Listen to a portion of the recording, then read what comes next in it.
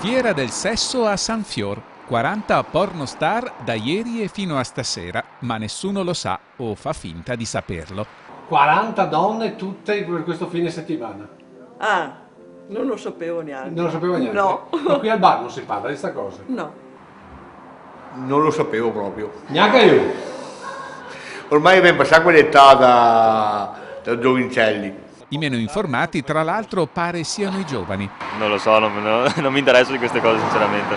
Disinteresse a quanto pare per la carnalità a San Fior, dove non si pensa nemmeno più a possibili additivi. Lei ha un gelato particolare così un po' afrodisiaco?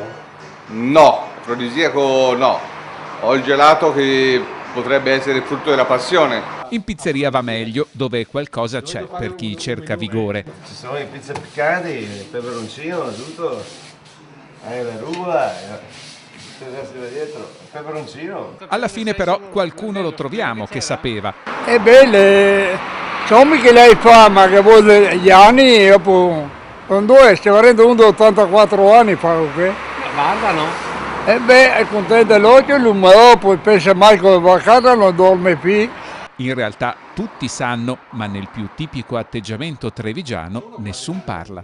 Non lo sa nessuno perché è un mondo sommerso, lo sanno tutti. Mi arriva il biglietto a casa, che è stato un scherzo di qualcuno. 40 anni? Ma non è ancora andato? No, non sono ancora andato. Stasera?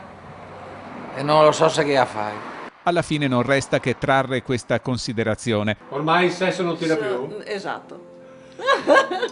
Una valutazione che però non è condivisa dai maschietti. No, tira ancora, ma con le persone giuste.